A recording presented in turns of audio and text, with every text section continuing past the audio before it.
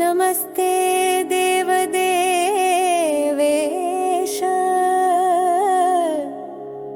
सर्वव्यापिन् जनार्दन सत्तत्वादिगुणभेदेन लोकव्यापारकारण।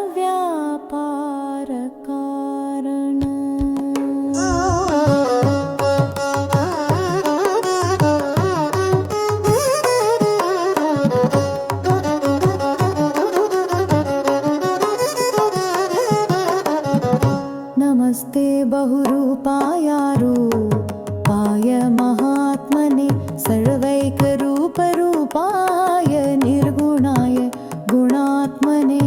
नमस्ते लोकनाथाय परमज्ञानरूपिणे सद्भक्तजनवात्सल्यशालिने मङ्गलात्मने। नमस्ते देवदेवेश सर्वव्यापिन् जनार्दन सत्तत्वादे गुणभेदेन लोकव्यापारकरण। नमस्ते बहुरूपाय रूपाय महात्मने सर्वैकरूपरूपाय निर्गुणाय गुणात्मने।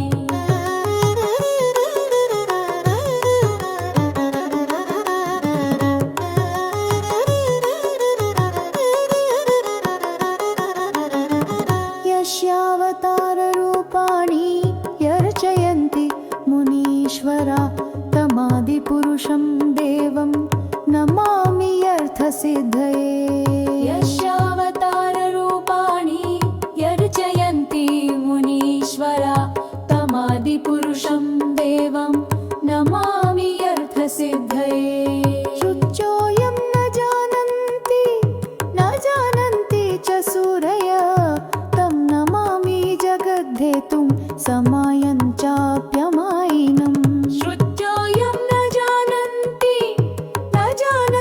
च सूरयः तं नमामि जगद्धेतुं समायं चाप्यमायिनम्। यस्यावलोकनं चित्रं मायोपद्रवकारणं जगद्रूपं जगद्धेतुं तं वन्दे सर्ववन्दितम्। यस्यावलोकनं चित्रं मायोपद्रवकारणं जगद्रूपं जगद्धेतुं तं वन्दे सर्ववन्दितम्।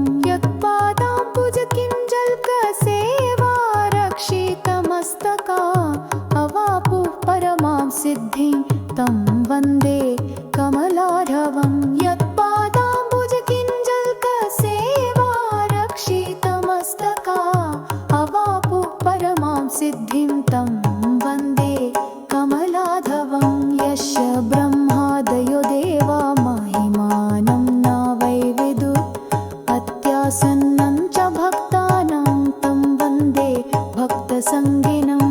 यो देवस्त्यक्तसङ्गान शान्तानं करुणारनवत् करोति आत्मनः सङ्गं तं देवं सङ्गवर्जितम्।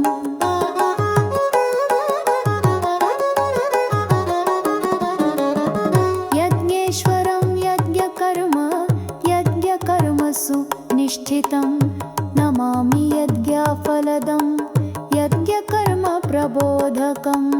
यज्ञेश्वरं यज्ञकर्मसु निष्ठितं नमामि यज्ञफलदं यज्ञकर्मप्रबोधकम्।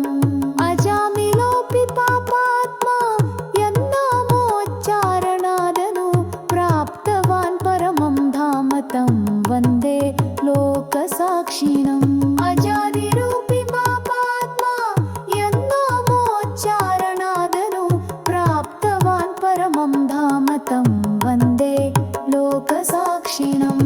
हरिरूपी महादेव शिवरूपी जनार्दन इति लोकस्य नेतायस्तं नमामि जगद्गुरुं। हरिरूपी महादेव शिवरूपी जनार्दन इति लोकस्य नेतायस्तं नमामि जगद्गुरुं। ब्रह्माद्यापि देवेशायन्माया पाशयन्ति ता न जानन्ति परं भावं तं वन्दे सर्वनायकं ब्रह्म्याद्यापि देवेशायन्माया पाशयन्त्रिता न जानन्ति परं भावं तं वन्दे सर्वनायकं हृत्पद्मस्थोऽपि योग्यानदूरस्थ इव भासते प्रमाणातीतसद्भावस्तं वन्दे ज्ञानसाक्षिणं यन्मुखात् ब्राह्मणो